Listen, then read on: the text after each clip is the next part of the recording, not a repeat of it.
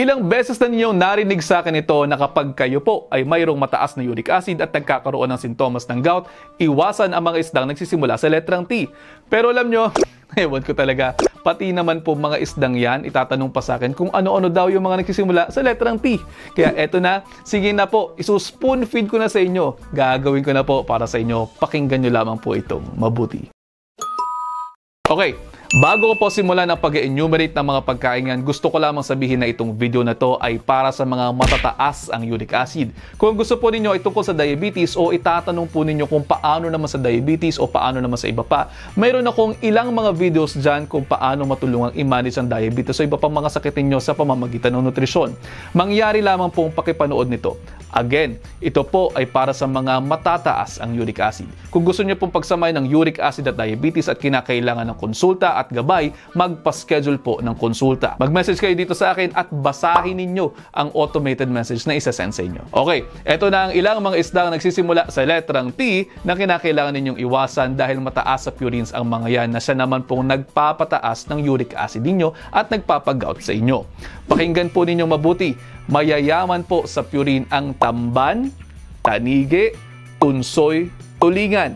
Kaya yan po ay medyo dapat iwasan kung kayo talaga ay matataas ang inyong mga uric acid. Isama pa natin ang mga medyo mataas din po ang purine na iba pang mga isda tulad ng tambakol, talaba, tuwakang. Sinasabi po na maliban sa tilapia pero mayroon pong ilang sources na nagsasabing moderately high purine na din po ang mga lumalabas na tilapia sa ngayon. Kaya mainam na din pong medya-medya lamang o bawas-bawasan lamang. Yung iba pang T na kinakailangan yung iwasan ay nasa kategorya na po ng shellfish tulad ng tulya, talaba, tahong.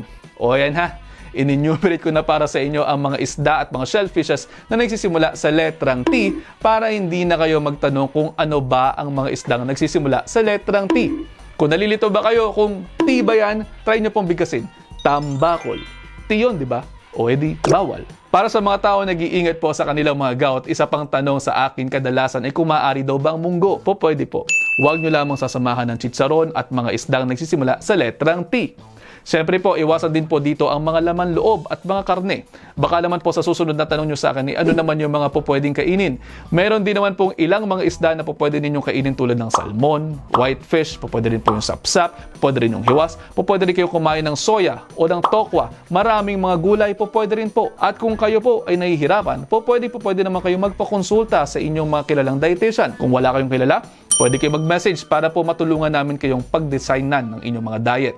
Kasi po, pag sinabi nating purine-controlled diet, may mga purine-free foods naman po tayo tulad ng mga breads, cereals, milk and milk products, eggs, fruits, vegetables at iba pa. Kaya huwag mag-alala, pwede naman po namin kayong matulungan pagdating sa inyong mga dieta. At ayun, sabi ko nga po sa inyo, ayaw na ayaw ko talaga nagkakasakit kayo, kaya naman naririto pa rin po ako sa harapan ninyo, nagpapayo pa rin sa inyo. At sa huli, ano ta naman ang mangyari? Tayo lang din naman talaga ang magtutulong-tulungan, kaya naman yun lang for now, i-digest nyo muna dahil ang gusto ko ay healthy kayong lahat. See you in the next episode. Ingat!